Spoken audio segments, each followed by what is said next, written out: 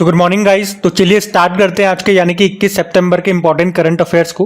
तो इस प्रश्न में आपसे पूछ रहे हैं कि अभी कुष्ठ रोग से मुक्त होने वाला दुनिया का पहला देश कौन सा बन गया है। तो आंसर होगा जॉर्डन। तो अभी वर्ल्ड हेल्थ ऑर्गेनाइजेशन ने जॉर्डन को कुष्ठ रोग को खत्म करने वाला या उससे मुक्त होने वाला दुनिया का पहला देश घोषित कर दिया है, क्योंकि जॉर्डन में 2 दशकों से अधिक समय से कुष्ठ रोग के किसी भी मामले की सूचना नहीं मिली है। कुष्ठ रोग, जिसे कोढ़ भी कहा जाता है, इंग्लिश में इसको लेप्रोसी कहते हैं, ये एक संक्रामक बीमारी है। बैक्टीरिया से होती है। कौन सा बैक्टीरिया? माइक्रोबैक्टीरियम लेप्री, इससे ये होता है। और इस बीमारी को हैंसन रोग भी कहते हैं। इससे त्वचा, नसें, आंखें और हमारा जो रेस्पिरेटरी सिस्टम है, श्वसन तंत्र, वो भी प्रभावित होता है। और इससे संबंधित एक दिवस भी हम मनाते हैं, वर्ल्ड लेप्रोसी डे। वो जनवरी के लास्ट संडे को मनाया जाता है। तो इस बार 2024 में ये हमने 30 जनवरी को मनाया और थीम क्या थी? Beat leprosy. बाकी जॉर्डन की यहाँ पे बात हुई है, तो ये रहा मैप में जॉर्डन। कैपिटल इसकी अम्मान है, करेंसी है जॉर्डेनियन दिनार।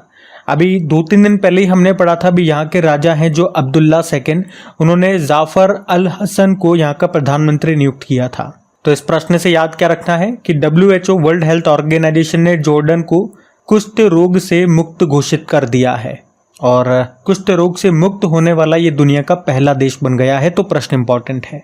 वर्ल्ड हेल्थ ऑर्गेनाइजेशन की बात करते हैं तो वर्ल्ड हेल्थ ऑर्गेनाइजेशन की स्थापना होती है 7 अप्रैल 1948 को, इसीलिए 7 अप्रैल को वर्ल्ड हेल्थ डे मनाते हैं। Headquarter Geneva, Switzerland. Director general है टेड्रोस अधानोम। आपको कुछ और भी पॉइंट यहाँ से संबंधित मैं आपको रिवाइज कराऊं तो एक तो याद रखना कि WHO ने सार्वजनिक स्वास्थ्य के लिए एक AI digital health promoter launch किया था, उसका नाम है सारा। गिरीश चंद्र मुर्मू को 2027 तक यानी कि 4 सालों के लिए WHO का बाहरी लेखा परीक्षक एक्सटर्नल ऑडिटर बनाया गया। WHO ने बताओ किसे दक्षिण पूर्व एशिया का क्षेत्रीय निदेशक बनाया? साइमा वाजेद को। और WHO ने एक भारतीय संस्थान है निमहंस, उसको नेल्सन मंडेला पुरस्कार 2024 से सम्मानित किया था। उसके अलावा WHO ने कोरोना वायरस के लिए अभी एक वैश्विक नेटवर्क कोविनेट को लॉन्च किया था। और WHO का मेनिनजाइटिस को खत्म करने का लक्ष्य क्या है? 2030 है। भारत के बाहर पहला जन औषधि केंद्र ये कहाँ पे खोला गया? ये भी अच्छा प्रश्न है। तो मॉरिशस में खोला गया है। WHO ने मी डिवाइस प्लेटफॉर्म को लॉन्च किया था। मी डिवाइस का मतलब होता है मेडिकल डिवाइस इंफॉर्मेशन सिस्टम। जो भी मेडिकल डिवाइसेज होते हैं उनकी जानकारी इस पे मिल जाएगी आपको। और अभी WHO ने एमपॉक्स यानी कि मंकी पॉक्स बीमारी को ग्लोबल हेल्थ इमरजेंसी घोषित किया था। और WHO ने नेपाल के धुलीखेल को नेपाल का पहला और एशिया का दूसरा स्वास्थ्य शहर घोषित किया था। तो ये सारे पॉइंट्स आप ध्यान रखना। अगला प्रश्न देख। फिर अगला प्रश्न आपसे पूछ रहे हैं, अभी हाल ही में वर्ष 2024 का छठा यूनिकॉर्न कौन सा बन गया? तो आंसर होगा मनीव्यू। देखो यूनिकॉर्न आप सबको पता है, अगर कोई स्टार्टअप की वैल्यू, उसका मार्केट कैप $1 बिलियन हो जाता है तो उस स्टार्टअप को यूनिकॉर्न बोलते हैं। और अभी 2024 का छठा यूनिकॉर्न बन गया है मनीव्यू। मनीव्यू ये एक बंगलुरु का स्टार्टअप है, एक फिनटेक लैंडिंग कंपनी है ये, जो फिनेंशियल टेक्नोलॉजी के क्षेत्र में काम करते हैं, उनको ये उधार देने का काम करती है। और इस तरह से 2024 का ये 6ठे नंबर का भारत का हमारा यूनिकॉर्न बन गया है। बाकी इससे पहले के 5 कौन कौन है जो 2024 में यूनिकॉर्न बने हैं भारत से, वो मैं आपको बता रहा हूँ। ये लिस्ट आपके सामने रख दी है मैंने, देखोगे आप। जनवरी में बना था कृत्रिम, और कृत्रिम याद रखना ये देश का पहला AI यूनिकॉर्न भी है। उसके बाद ये परफ्यूज बना था, फिर पोर्टर बना था, एथर एनर्जी, रैपिडो, और अब ये छठा बन गया है मनीव्यू। कब कब बने थे यहाँ पे मंथ भी आपके सामने लिखे हुए हैं। तो सारे के सारे 6 की लिस्ट मैंने लगा दी है, ध्यान रखना। अगला प्रश्न देखते हैं। फिर अगले प्रश्न में पूछ रहे हैं, हाल ही में MSCI all country world investable market index में भारत कौन से स्थान पर है? तो आंसर होगा 6ठे स्थान पे। तो इस इंडेक्स का नाम है all country world investable market index. मतलब उभरते हुए बाजार कौन कौन से हैं, या फिर यूं बोल दें कि निवेश करने वाला जो सबसे अच्छा देश है वो कौन सा है, इसी को लेकर के ये लिस्ट जारी की गई है। किसने जारी किया? MSCI, मतलब मॉर्गन स्टैनले कैपिटल इंटरनेशनल ने। तो इसमें पहले स्थान पे अमेरिका को रखा है, दूसरे पे जापान है, तीसरे पे इंग्लैंड, कनाडा, फ्रांस, और भारत इसमें 6ठे स्थान पर है, 7वें पे चाइना है। ये पूरी लिस्ट मैंने आपके सामने लगा दी है। मतलब आप कह सकते हो भारत उभरते हुए देशों में 6ठे स्थान पर है पूरे विश्व में इस इंडेक्स के अनुसार। और देखो बहुत टाइम हो गया रैंकिंग या इंडेक्स से संबंधित कोई भी प्रश्न हमारे पास नहीं आया इतने दिनों से। अब आया है तो इसको छोड़ेंगे नहीं और उसका फ़ायदा उठाएंगे। कैसा फ़ायदा कि 2024 के जितने भी अभी जनवरी से लेकर अभी तक सितंबर तक जितने भी इम्पोर्टेंट इंडेक्सेस हमने पढ़े हैं उस सारे मैं आपको रिवाइज कराऊंगा। और इन सभी इंडेक्स में हम देखेंगे भारत की रैंक क्या है और टॉप पे कौन सा देश है और किसने इनको जारी किया है। तो ध्यान से सुनना, पूरा ये लिस्ट इंपॉर्टेंट है जो मैं लेकर के आ रहा हूँ। तो देखो इस साल का जो पहला इंडेक्स था वो था करप्शन परसेप्शन इंडेक्स 2023। उसमें भारत 93 नंबर पे था, टॉप पे डेनमार्क है। इसको जारी किया था ट्रांसपेरेंसी इंटरनेशनल ने। फिर स्वच्छ सर्वेक्षण 2023 आया था। इसमें सबसे स्वच्छ शहर 2 को बताया था, एक तो इंदौर और एक सूरत को। लेकिन 1 लाख से कम आबादी में बात करेंगे तो महाराष्ट्र का शाश्वत है। और इसी में कुछ और भी पॉइंट्स बताए थे, जैसे कि सबसे स्वच्छ छावनी बोर्ड महू छावनी बोर्ड राज्यों में महाराष्ट्र टॉप पे, सबसे स्वच्छ गंगा शहर वाराणसी और प्रयागराज, और सफाई मित्र शहर में चंडीगढ़ टॉप पे था। उसके अलावा हिम तेंदुआ रिपोर्ट जो आई थी, पहली बार ये रिपोर्ट आई है इस तरह की। टोटल भारत में कितने हिम तेंदुए स्नो लेपर्ड बताए गए तो 718। सबसे ज़्यादा लद्दाख में है 477 और सबसे कम जम्मू कश्मीर में थे 9। उसके अलावा लोकतंत्र सूचकांक में बात करेंगे, भारत 41 पे है, टॉप पे नॉर्वे है। इसको जारी किया था इकोनॉमिस्ट इंटेलिजेंस यूनिट ने। वैश्विक बौद्धिक संपदा सूचकांक वर्ल्ड इंटेलेक्चुअल प्रॉपर्टी इंडेक्स की बात करेंगे, भारत 42 पे है, टॉप पे अमेरिका है, जारी किया यूएस चैम्बर ऑफ कॉमर्स ने। लैंगिक असमानता सूचकांक 2022 में भारत 108वें स्थान पर है, टॉप पे डेनमार्क है। और मानव विकास सूचकांक ह्यूमन डेवलपमेंट इंडेक्स 2022, ये 2022 वाले हैं लेकिन जारी इसी साल हुए थे। इसमें भारत 134 पे है, टॉप पे स्विट्जरलैंड है, और दोनों को जारी किया यूनाइटेड नेशन डेवलपमेंट प्रोग्राम ने ही। फिर हैप्पीनेस इंडेक्स आया, भारत 126 पे है, टॉप पे फिनलैंड है, यूनाइटेड नेशन ने जारी किया। ग्लोबल फायर पावर इंडेक्स में भारत 4थे स्थान पर है, टॉप पे अमेरिका है। बिजनेस एनवायरनमेंट रैंकिंग 2024 में भारत 51 पे है, टॉप पे सिंगापुर है, इंटेलिजेंस यूनिट ने ही जारी किया। ग्लोबल यूनिकॉर्न इंडेक्स 2024 में भारत 3रे स्थान पे है, टॉप पे अमेरिका, फिर चाइना है हुरुन के अकॉर्डिंग। दुनिया का तीसरा सबसे बड़ा ई market place government e market place बन गया, टॉप पे साउथ कोरिया का है। और साइबर क्राइम इंडेक्स में भारत 10वें स्थान पर है, टॉप पे रशिया रहा। वर्ल्ड प्रेस फ्रीडम इंडेक्स आया, इसमें भारत 159 पे है, टॉप पे नॉर्वे है, जारी किया रिपोर्टर्स विदाउट बॉर्डर ने। Travel and tourism development index आया, इसमें भारत 39 पे है, टॉप पे अमेरिका है, वर्ल्ड इकोनॉमिक फोरम ने जारी किया। ग्लोबल सिटीज़ इंडेक्स 2024 में न्यूयॉर्क टॉप पे है और भारत में दिल्ली टॉप पे है, जो पूरी लिस्ट में 350वें स्थान पर है। पर्यावरण प्रदर्शन सूचकांक 2024 आया और भारत 176 पे है, टॉप पे एस्टोनिया है। फिर ग्लोबल जेंडर गैप इंडेक्स 2024 की बात करें तो भारत 129 पे है, टॉप पे आइसलैंड है, वर्ल्ड इकोनॉमिक फोरम ने जारी किया। ग्लोबल पीस इंडेक्स 2024 की बात करें, भारत 116वें स्थान पर है, टॉप पे आइसलैंड है, इसको इंस्टीट्यूट ऑफ इकोनॉमिक पीस ने जारी किया। ग्लोबल एनर्जी ट्रांजिशन इंडेक्स में बात करें, भारत 63 पे है, टॉप पे स्वीडन है, वर्ल्ड इकोनॉमिक फोरम ने जारी किया। वर्ल्ड इन्वेस्टमेंट रिपोर्ट 2024 की बात करें, भारत 15वें स्थान पर है, टॉप पे अमेरिका है, अंकटाड ने जारी किया। सस्टेनेबल डेवलपमेंट रिपोर्ट आया, भारत 109 पे है, टॉप पे फिनलैंड है। और नीति आयोग ने जो सस्टेनेबल डेवलपमेंट इंडिया इंडेक्स जारी किया था, इसमें भारत का स्कोर 77 है और इसमें टॉप पे केरल और उत्तराखंड को बताया था। ग्लोबल लिवेबिलिटी इंडेक्स 2024 आया था, वियना इसमें टॉप पे बताया, इकोनॉमिस्ट इंटेलिजेंस यूनिट ने जारी किया था। प्राइम ग्लोबल सिटीज़ इंडेक्स आया, इसमें पहले स्थान पे मनीला है, दूसरे पे मुंबई और तीसरे पे दिल्ली है, नाइट फ्रैंक ने जारी किया। और अभी हमने पढ़ा था सकल पर्यावरण उत्पादन सूचकांक लॉन्च करने वाला पहला राज्य कौन सा है, तो याद रखना उत्तराखंड है। तो यहाँ पे 2024 के जितने भी इंपॉर्टेंट इंडेक्सेस बन रहे थे, लगभग 30 के आसपास सारे इंडेक्स मैंने आपको रिवाइज करना।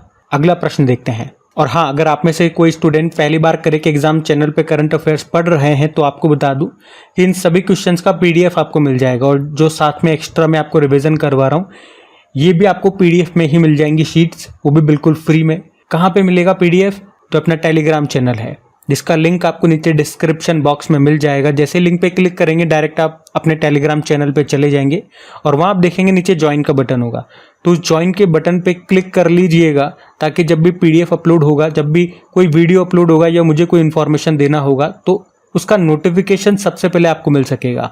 और अगर सेशन आपको अच्छा लगे तो प्लीज़ वीडियो को लाइक ज़रूर कीजिएगा। अपने दोस्तों के साथ में स्टडी ग्रुप में एक बार शेयर ज़रूर कर देना। आज के वीडियो के लाइक का टारगेट रखते हैं 5000 लाइक का, तो इसे शेयर ज़रूर कीजिएगा प्लीज़। और जो हमारी सीरीज़ चल रही है जनवरी टू सितंबर सारे इंपॉर्टेंट क्वेश्चन हम कवर कर रहे हैं, तो उसका सेट नंबर 3 अभी मॉर्निंग में आ चुका है, तो उसको भी कवर लीजिएगा। और जिन्होंने सेट नंबर 1 और 2 नहीं देखे हैं तो वो प्लेलिस्ट में बना दूंगा आज, वो प्लेलिस्ट में आपको तीनों सेट मिल जाएंगे। अभी हम अगले प्रश्न की ओर बढ़ते हैं। फिर अगले प्रश्न में पूछ रहे हैं, अभी हाल ही में LCA यानी कि लाइट कॉम्बैट एयरक्राफ्ट जिसका नाम है तेजस, इसकी पहली महिला फाइटर पायलट कौन बन गई हैं? तो आंसर होगा मोहना सिंह। तो याद रखेंगे भारतीय वायुसेना की स्क्वाड्रन लीडर है मोहना सिंह। ये भी लाइट कॉम्बैट एयरक्राफ्ट तेजस उड़ाने वाली पहली महिला फाइटर पायलट बन गई हैं। और इस तरह से वे लाइट कॉम्बैट एयरक्राफ्ट तेजस को ऑपरेट करने वाली 18 फ्लाइंग बुलेट्स स्क्वाड्रन में शामिल हो गई हैं, उसका हिस्सा बन गई हैं। अभी आपको याद हो तो राजस्थान के जोधपुर में तरंग शक्ति अभ्यास का आयोजन हुआ था और वहीं पे उन्होंने ये LCA तेजस को उड़ाया है। तेजस ये पूरी तरह से स्वदेशी है, भारत में ही बनाया गया है। और किसने बनाया? हिंदुस्तान एरोनॉटिकल लिमिटेड ने, जिसका मुख्यालय कहाँ पर है? बंगलुरु में है। बाकी ऑप्शन में देखो, सुमन कुमारी बॉर्डर सिक्योरिटी फोर्स की पहली महिला स्नाइपर बनी है। और अवनी चतुर्वेदी सुखोई लड़ाकू विमान उड़ाने वाली पहली महिला पायलट बनी थी। और शिवांगी सिंह राफेल लड़ाकू विमान उड़ाने वाली पहली महिला पायलट बनी है। तो शिवांगी सिंह बता दिया मैंने आपको, राफेल उड़ाने वाली पहली महिला बनी थी। अवनी चतुर्वेदी हमने देखा सुखोई उड़ाने वाली पहली महिला पायलट। और अभी हमने देखा मोहना सिंह, ये तेजस को उड़ाने वाली पहली महिला फाइटर पायलट बनी है। तो तीनों के नाम ध्यान में रखना। अगला प्रश्न देखते हैं। तो अगले प्रश्न में पूछ रहे, अभी हाल ही में लॉन्च ISO UNDP PAS 53002 दिशा निर्देश का संबंध किससे है? तो आंसर होगा सतत विकास लक्ष्य। तो अभी ISO UNDP PAS 53002 ये सस्टेनेबल डेवलपमेंट गोल्स के लिए पहला अंतर्राष्ट्रीय दिशा निर्देश है, मतलब पहली इंटरनेशनल गाइडलाइंस जारी की गई है सस्टेनेबल डेवलपमेंट गोल्स के लिए। किसने जारी किया? ISO और UNDP ने। ISO मतलब होता है अंतर्राष्ट्रीय मानकीकरण संगठन, इंटरनेशनल स्टैंडर्डाइजेशन ऑर्गेनाइजेशन, जिसका स्थापना होता है 1947 में और मुख्यालय जेनेवा स्विट्जरलैंड में है। और यूनाइटेड नेशन डेवलपमेंट प्रोग्राम की स्थापना 1965 में होती है, जिसका मुख्यालय न्यूयॉर्क में है। अच्छा, सस्टेनेबल डेवलपमेंट गोल्स कितने हैं? 17 हैं, 2030 तक पूरे करने हैं। मतलब पर्यावरण को ध्यान में रखकर हमें विकास करना है, उसी के लिए ये लक्ष्य निर्धारित किए गए। तो इन गोल्स को तेजी से पूरा करने के लिए अभी पहली गाइडलाइंस जारी की गई है, जिसका नाम है ये PAS 53002। अच्छा, सस्टेनेबल डेवलपमेंट गोल से याद आया, देखो 17 गोल्स हैं। अगर मैं आप सभी से पूछता हूं कि किन किन स्टूडेंट्स को ये सारे के सारे सस्टेनेबल डेवलपमेंट गोल्स याद हैं विद नंबर्स, कि कौन से नंबर का गोल क्या बात करता है। जिनको याद है अच्छी बात है, और जिनको याद नहीं है मैं आपको पहले तो ये बता दूं कि एग्जाम में ये प्रश्न पूछे जा रहे हैं। अभी बहुत सारे एग्जाम और आप उठा करके देख लो, वहाँ पे यहाँ से प्रश्न आ रहे हैं। और मुझे कैसे पता? क्योंकि आप ही में से बहुत सारे स्टूडेंट्स हैं जो मुझे बताते हैं कमेंट करके कि ये प्रश्न उनके एग्जाम में पूछे गए थे, तो मुझे वहाँ से मालूम चलता है। और स्टूडेंट्स मुझे क्यों बताते हैं? क्योंकि इस टॉपिक के ऊपर मैंने एक ट्रिकी वीडियो बना करके दिया है। अगर वो वीडियो आप एक बार देख लेंगे तो यकीन मानना मेरा कि वो सारे नाम आपको एक ही बार में याद हो जाएंगे। दूसरी बार आपको वीडियो देखने की ज़रूरत भी नहीं है, या कोई और किताब या किसी और का वीडियो देखने की ज़रूरत नहीं है। तो जिन जिन स्टूडेंट्स ने वो वीडियो अपना देखा है ट्रिकी वाला, और उनके एग्जाम में जब वो प्रश्न आया तो वो बड़े हैप्पी होकर के, खुश होकर के मैसेज करते हैं कि हमारे एग्जाम में ये प्रश्न आया और हमने फटाक से आंसर कर दिया, हमारा 1 मार्क्स पक्का हो गया। तो अगर आपने वो वीडियो अभी तक नहीं देखा या आपको ये गोल्स याद नहीं है, तो वो वीडियो आपके एग्जाम में 1 नंबर तो पक्का कर देगा, तो उसे आप बिल्कुल मत छोड़ना। कहाँ मिलेगा वीडियो? सिंपल सा आप सर्च मारो यूट्यूब पे ही, सबसे पहले लिखो क्रैक एग्जाम, फिर लिखो sustainable development goal tricks, video आपके सामने आ जाएगा। और मैं गारंटी से कह रहा हूँ, वीडियो देखने के बाद आप खुद से मैसेज करोगे कि मज़ा आ गया, सारे नाम याद हो गए एक ही बार में। तो आप देखना फिर बताना। अभी हम अगले प्रश्न की ओर बढ़ते हैं। तो अगले प्रश्न में पूछ रहे हैं, अभी हाल ही में कैबिनेट ने किस समिति की सिफारिश पर एक राष्ट्र एक चुनाव पहल को मंजूरी दे दी है? तो आंसर होगा रामनाथ कोविंद। आपको याद जरूर होगा, ये मैं आपको पहले पढ़ा चुका हूँ, पिछले साल की बात है, 2 सितंबर 2023 की, जब हमारे पूर्व राष्ट्रपति रहे रामनाथ कोविंद की अध्यक्षता में एक कमेटी बनाई गई थी। किसके लिए? कि भारत में लोकसभा और विधानसभा के चुनाव एक साथ होने चाहिए कि नहीं, इसके लिए ये कमेटी बनाई गई थी। तो इसने अभी अपनी रिपोर्ट सौंप दी थी राष्ट्रपति द्रौपदी मुर्मू जी को, और ये जो रिपोर्ट है ये 18,626 पन्नों की रिपोर्ट थी, जिसमें इन्होंने क्या बताया वो मुख्य बात मैं आपको बताता हूँ। इन्होंने कहा कि जो चुनाव हैं वो 2 चरणों में 2 स्टेप में होने चाहिए। पहले चरण में तो लोकसभा और विधानसभा के चुनाव होने चाहिए, और दूसरे चरण में नगरीय निकायों के यानी कि जो लोकल बॉडीज, जो ग्रामीण निकाय हैं जैसे पंचायती राज वगैरह, इनके चुनाव होने चाहिए, और दोनों के बीच का अंतर 100 दिन से ज़्यादा नहीं होना चाहिए। और अभी फाइनली इस रिपोर्ट को कैबिनेट ने मंजूरी दे दी है। अब इसे पार्लियामेंट में पेश किया जाएगा। अगर ये पार्लियामेंट से पारित हो जाता है तो फिर संशोधन होगा और कुछ आर्टिकल्स वगैरह में बदलाव होंगे। तो ये हम किसकी बात कर रहे हैं? एक राष्ट्र एक चुनाव पहल की। तो याद रखना किसकी कैबिनेट में समिति बनाई गई थी? पूर्व राष्ट्रपति रहे रामनाथ कोविंद की अध्यक्षता में। अच्छा, इसी तरह से कुछ और समितियां मैं आपको रिवाइज कराऊं। ये हमारे पूर्व कैबिनेट मिनिस्टर हैं राजीव गौबा जी, अभी तो टीवी सोमनाथन बन गए हैं, आपको पता है। तो देश में चिकित्सा पेशेवरों, जो मेडिकल प्रोफेशनल्स होते हैं, उनकी सुरक्षा पर गठित राष्ट्रीय task force, national task force का प्रमुख इन्हीं को बनाया गया, राजीव गौबा को। अभी पिछले महीने की बात है ये। अच्छा, ये प्रश्न काफ़ी बार पूछा गया है एग्जाम में कि MS स्वामीनाथन समिति का संबंध किससे है? तो MSP से संबंधित है, मिनिमम सपोर्ट प्राइस। और राधाकृष्णन समिति की बात करें तो नेशनल टेस्टिंग एजेंसी ने पेपर लीक रोकने के लिए, या यूं कहें कि परीक्षाओं को पारदर्शी, ट्रांसपेरेंट बनाने के लिए इनकी अध्यक्षता में एक कमेटी बनाई थी। और जस्टिस ब्रिजेश समिति बनाई गई हाथरस कांड की जांच के लिए।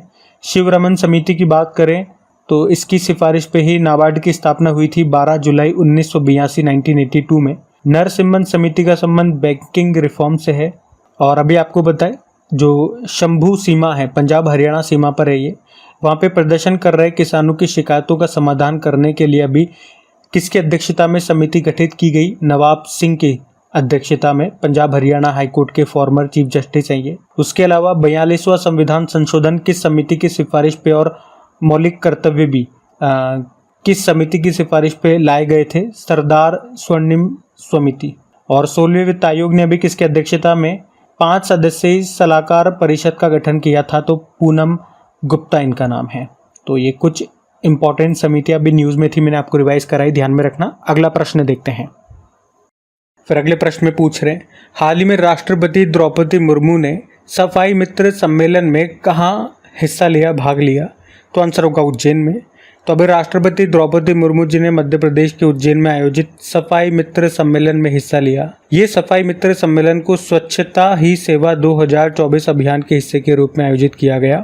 और मैं आपको बता दूं, स्वच्छता ही सेवा अभियान 2024 की शुरुआत अभी 17 सितंबर 2024 को ही राजस्थान के झुंझुनू में की गई। हमारे जो वाइस प्रेसिडेंट हैं जगदीप धनखड़, उन्हीं के द्वारा इसकी शुरुआत की गई। ये अभियान 17 सितंबर को शुरू हुआ और अभी 2 अक्टूबर 2024 तक चलेगा। और इस बार के स्वच्छता ही सेवा अभियान 2024 की थीम है क्या? स्वभाव स्वच्छता, संस्कार स्वच्छता। और 2 अक्टूबर 2024 को जैसे ही ये अभियान समाप्त होगा, उसके बाद स्वच्छ भारत अभियान 2 शुरू हो जाएगा।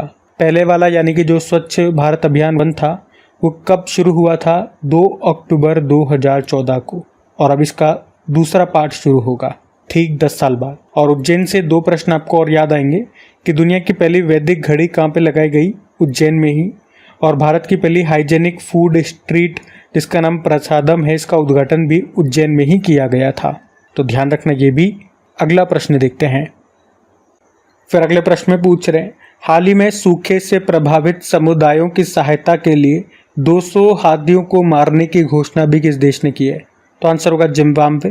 देखो, जिम्बाब्वे में करीब 1 लाख हाथी रहते हैं और जिम्बाब्वे ये पिछले 4 दशकों में सबसे बड़ी सूखे की समस्या से जूझ रहा है। इस वजह से देश की लगभग आधी आबादी पर खाने का संकट मंडरा रहा है। तो अब भुखमरी से निपटने के लिए सरकार ने हाथियों को मारने का आदेश दे दिया। तो 200 हाथियों को मारकर उनके मीट को बांटा जाएगा। और ऐसा पहली बार नहीं हो रहा। अभी कुछ समय पहले, इसी साल कुछ समय पहले ही नामीबिया देश में भी सूखे से निपटने के लिए 83 हाथियों को काटकर उनका मीट लोगों में बांटा गया था। और मुझे पता है आप सभी को ये न्यूज़ सुन कर के बड़ा अजीब लग रहा होगा मन में, सबने अपने मुंह बिगाड़ लिए होंगे, क्योंकि हाथियों का हमारे लिए एक अलग ही स्थान है, हमारे लिए पूजनीय जानवर है ये, हमारे भगवान गणेशा से जुड़ा हुआ है। और वैसे हाथी नहीं, अगर यकीन मानो, जहाँ तक मुझे लगता है किसी भी जानवर को अगर चोट लगती है तो हमें बड़ा बुरा लगता है। हमारे हाथ से गलती से अगर चींटी भी मर जाती है, कोई चींटा भी मर जाता है, तो एक बार हमें दुख बड़ा होता है। ये हम सब भारतीयों के जीन में है, ये हमारे संस्कार हैं। मैं मान के चल रहा हूँ शायद आपके साथ भी ऐसा ही होता होगा। इसीलिए मैंने कहा ये प्रश्न सुन करके आप में से मैक्सिमम लोगों को बुरा लग रहा होगा, लेकिन क्या करें, न्यूज़ है, बतानी तो पड़ेगी। देखो, हाथियों से संबंधित कुछ प्रश्न मैं आपको रिवाइज कर रहा हूँ। तो हमने प्रोजेक्ट एलिफेंट लॉन्च किया था 1992 में, और हाथी को राष्ट्र विरासत पशु ये कब बनाया गया? पहले तो ये याद रखना, हाथी हमारा राष्ट्र विरासत पशु है, जिसे 2010 में बनाया गया था। विश्व हाथी दिवस 12 अगस्त को मनाते ही है। सफ़ेद हाथियों का देश थाईलैंड को कहा जाता है। अच्छा, भारत में टोटल कितने एलिफेंट रिजर्व हो चुके हैं? 33। अब आपके लिए होमवर्क प्रश्न है, लेटेस्ट 33 नंबर का कौन सा बना था एलिफेंट रिजर्व? और पहला तो मैं आपको बता दूं, तराई एलिफेंट रिजर्व है। अभी 33rd नंबर का आप बताओ। बाकी अभी हमने पढ़ा था एशियाई हाथी को हर्पीज वायरस के लिए दुनिया का पहला टीका ये कहाँ पे लगाया गया था? अमेरिका में। बाकी बात यहाँ पे जिम्बाब्वे की हुई है, तो ये रहा मैप में जिम्बाब्वे, कैपिटल हरारे है, और इसकी नई करेंसी इन्होंने लॉन्च कर दी है, जिग, उसका नाम है जिम्बाब्वे गोल्ड, मतलब हो गया, महंगाई को कंट्रोल करने के लिए लॉन्च किया था इन्होंने। प्रेसिडेंट इमर्सन मंगांगुआ है, तो ध्यान रखना ये। अगला प्रश्न देखते हैं कि अभी हाल ही में विजयवाड़ा रेलवे स्टेशन को NSG1 का दर्जा मिला है। ये रेलवे स्टेशन किस राज्य में है? आप सभी आसानी से बता दोगे, इसका उत्तर होगा आंध्र प्रदेश। तो अभी आंध्र प्रदेश के विजयवाड़ा रेलवे स्टेशन ने NSG1 का दर्जा हासिल कर लिया है। एक्चुअली में जिस रेलवे स्टेशन की वार्षिक इनकम 500 करोड़ रुपए को पार कर लेती है, उस स्टेशन को NSG1 का दर्जा दिया जाता है। NSG का मतलब होता है नॉन सब अर्बन ग्रुप, उपनगरीय समूह 1, तो ये ध्यान में रखना। और विजयवाड़ा में आपको याद आएगा BR अम्बेडकर जी की एक मूर्ति हमने स्थापित की थी, जिसका नाम स्टैच्यू ऑफ सोशल जस्टिस है, और हाइट है 206 फुट। अच्छा, विजयवाड़ा रेलवे स्टेशन से पिछले साल हमने एक प्रश्न पढ़ा था कि इसे ग्रीन रेलवे स्टेशन का सर्टिफिकेट भी मिला था, तो वो भी हमें ध्यान रखना है। अब आपके लिए एक होमवर्क प्रश्न है कि अभी रेलवे बोर्ड के नए चेयरमैन और CEO बन गए हैं, उनका नाम क्या है ये आपको बताना है। बाकी हमारे रेलवे मंत्री अश्विनी वैष्णव है सिंह, तो बताइए। अगला प्रश्न हम देखते हैं। तो अगले प्रश्न में पूछ रहे हैं कि अभी हाल ही में जारी EACPM के रिपोर्ट के अनुसार सकल घरेलू उत्पाद में योगदान करने वाला शीर्ष राज्य कौन सा है? तो आंसर होगा महाराष्ट्र। तो अभी प्रधानमंत्री की आर्थिक सलाहकार परिषद ने, यानी कि इकोनॉमिक एडवाइजरी काउंसिल ने एक रिपोर्ट को जारी किया है, जिसके अनुसार भारत की GDP यानी कि सकल घरेलू उत्पाद में सबसे अधिक योगदान करने वाला जो राज्य है वो महाराष्ट्र बताया गया है। 13.3% इसका योगदान के साथ ये इसमें टॉप पर है। दूसरे पे तमिलनाडु है और तीसरे पे उत्तर प्रदेश है। जबकि पर कैपिटा इनकम यानी कि प्रति व्यक्ति आय के मामले में पहले स्थान पे दिल्ली है, फिर तेलंगाना है, और सबसे लास्ट में यहाँ पे बिहार को रखा है पर कैपिटा इनकम के मामले में हम बात कर रहे हैं। तो ये इतना आपको ध्यान रखना है। बाकी आज की क्लास यहीं तक रखते हैं, और एक बार फिर से मैं आपको याद दिला दूं, सेशन पसंद आया तो प्लीज़ लाइक जरूर कीजिएगा, वीडियो को दोस्तों के साथ में स्टडी ग्रुप में शेयर कर देना, और जो नए स्टूडेंट्स हैं प्लीज़ कमेंट करके ज़रूर बताइएगा कि आपको सेशन कैसा लगा। बाकी PDF के बारे में मैंने आपको सबको बता दिया।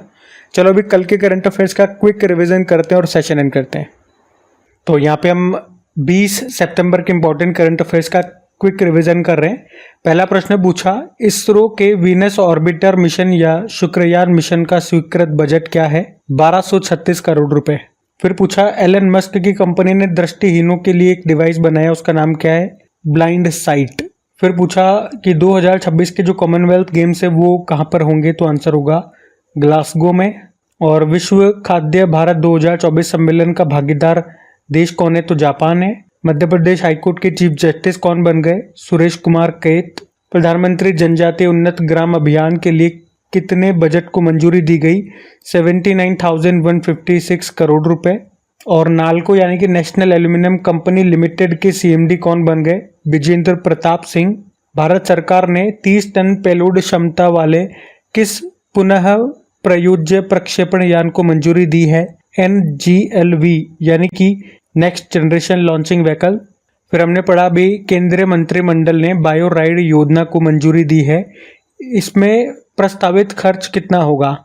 9,197 करोड़ रुपीस। और आखिरी प्रश्न है कि पेजर विस्फोटों से कई लोगों की भी मृत्यु हो गई, कहाँ पे? तो लेबनान में। तो चलो भी कल का होमवर्क प्रश्न देखते हैं और सेशन भी एंड करते हैं। तो कल के वीडियो में आपसे पूछा था रिलायंस ग्रुप ने अभी कौन सा AI सूट लॉन्च किया, तो आंसर होगा ब्रेन। आप सभी ने प्रश्न का बिल्कुल सही उत्तर दिया। अब ये रहा आज का आपका होमवर्क प्रश्न।